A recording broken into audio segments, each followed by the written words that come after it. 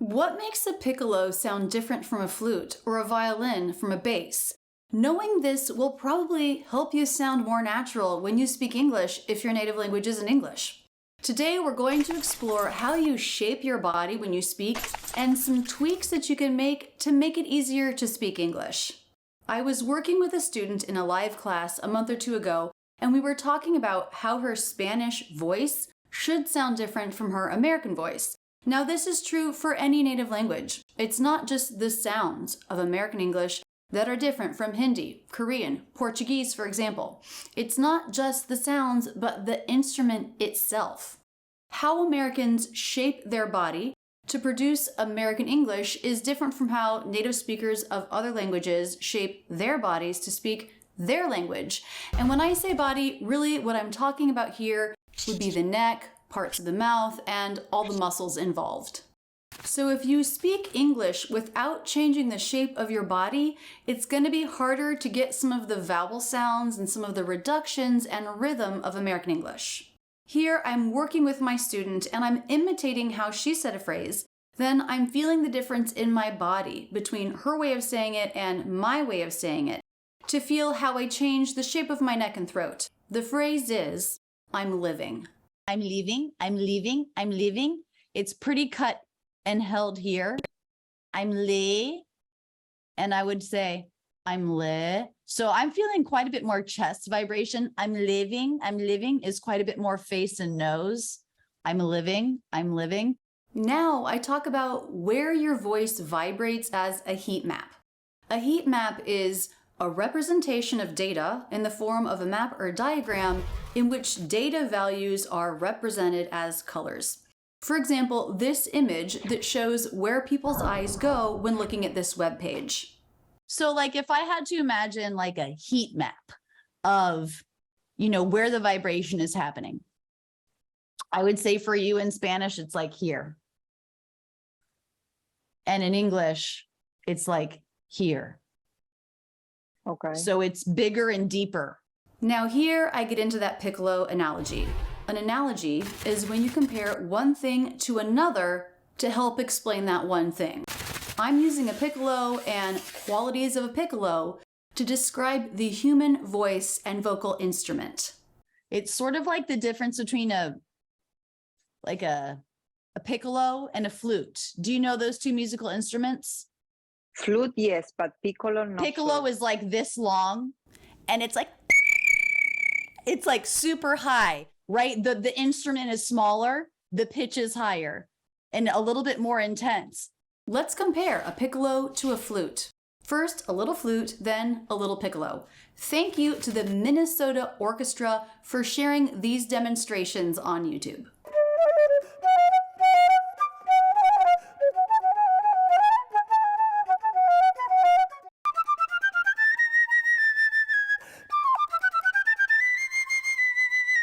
So the piccolo is the smallest instrument, it's the highest instrument in the orchestra, and it has a sharper quality than the flute. In fact, the player actually put in an earplug when she did the piccolo demonstration to protect her ears. Let's hear those two clips again.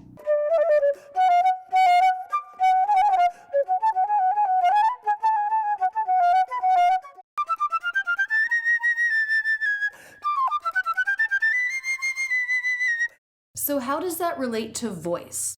When you tense muscles in certain ways, you make the tube of your instrument smaller, and that changes the sound unrelated to the vowel sound you're making here with the articulators, the tongue, the teeth, and so on. Your native language may feel more like a piccolo, but we want American English to feel more like a flute. It's sort of similar to that. It's like when you're using a little bit of your instrument, the color of the sound is different. And when you're able to have a bigger instrument and open it up, then there's more color, and that has sort of a rounder sound to it, which has a little bit more of an American feel. So if you're taking a word in English and you're using more of a Spanish placement and some of the Spanish sounds, I can see how some people at first would not understand the word, depending on the word.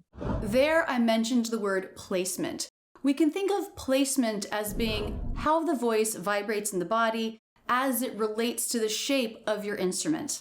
This affects all your sounds, every word you speak in English. And if you haven't seen this video, where we talk about the anatomy of the voice and we compare the English of many different non-native speakers, please check it out. It's probably the best video I've ever made on how to truly sound natural speaking English.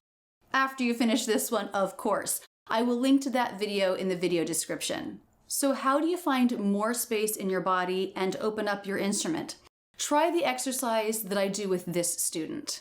So let's just take the phrase I'm living in, because this has quite a few I'm living in. And is one of those vowels that Spanish speakers often want to make E, which is really bright and placed right here. And so that's an example of of how we change the sound, and it changes the placement, and it goes from a tighter, smaller instrument to a bigger, rounder instrument. So let's just try that vowel. E. Pretty good. I want to do what I did with Marion a little bit, which is I'm going to say a sound, and I'm going to take it so low that I'm not even sure if I'm going to be able to go any lower. And I want you to try to do it too. Let me think of, I'm going to do the word live. Okay, live. Live. Live. Live. Live. Live. Okay.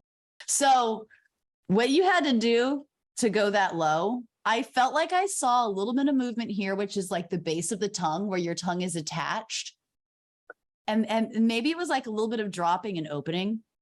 Live. Like to go that low, you had to release some tension. Live. So what if you use that same feeling but you brought your pitch up, but even as your pitch became more natural, you had that feeling of like the dropping that you did there. So let's just do that again. And this time I want you to really think about what is physically changing, especially for the last one. What are you thinking to get your pitch that low? Live. Live. Live. Live. Live. Live. Live. Live. Okay, so the last one. I like the sound. Honestly, it's got the most American quality. And I out feel of more all of the relaxed, ones you did. and I feel really more relaxed when I did it. Yeah, I can feel the It relief. has like this core American feel and color to the sound. That's like, yeah, that's it. And obviously, I don't expect you to speak this low. That would be very hard and unnatural. But maybe you do want to do that for like 10 seconds every once in a while. And like I said with Marion, maybe write out a list. Are there things that you notice that you're physically doing to get that sound? And then have that list with you, have that be a checklist, and sort of try to go through those things sometimes when you're just speaking more regularly. Like you said, I have to relax. When you're like, think of going that low. Live. Live. And then think in your mind, okay, now I'm going to say it normally. Do you feel anything tense up and get ready? Okay, now I'm going to talk like, oh, wow, now everything came back up high. I want to see if you can feel like your body picking up tension to get ready to talk. And if you notice that, see if you can be like, no, I don't need that. I don't actually need that. I'll tell you if it sounds weird. But this is like the difference between your American voice and your Spanish voice. Your Spanish voice naturally has the tension that brings it here, that has that awesome Spanish placement. And then your American voice, you got to leave all that. You got to think so low. And then it's going to give you a rounder tone to it. It's like, maybe it's worth going to YouTube and looking up like a Piccolo song and hearing how bright that sound is and thinking, okay, that's my Spanish voice.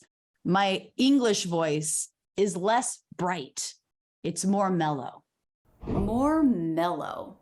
This is a great exercise you can do. You don't need my feedback for this. Take an English phrase. Bring the pitch down so low as you can go, and note everything your body does to produce that sound. Open, lowering, relaxation, space, then try to keep some of that in your body as you bring your pitch back up. Also note, American English might in general need to have a lower pitch to sound more natural. So that's my exercise challenge for you. Try to open up your instrument with relaxation. Huge thank you to my student who volunteered to work with me in my live class in Rachel's English Academy. I give live classes there once a month and work with a couple students, and I record those lessons and they all go in the academy. So when students sign up and join, they can go to that course, type in their native language, and see all the students I've worked with in their language group. It's really a great resource for finding tips and tricks relevant to you tweaking your English. Of course, there are also hundreds of training lessons to help students find these new parts of the American voice that they learn about. To learn more, please visit rachelsenglishacademy.com. And thank you so much for watching this video. I just love working with students on their English speaking, helping them reach their goals, helping them be 100% understandable and confident speaking English. Please subscribe with notifications on here on YouTube, and why not binge watch some of my videos right now by watching this recommended video. That's it, and thanks so much for using Rachel's English.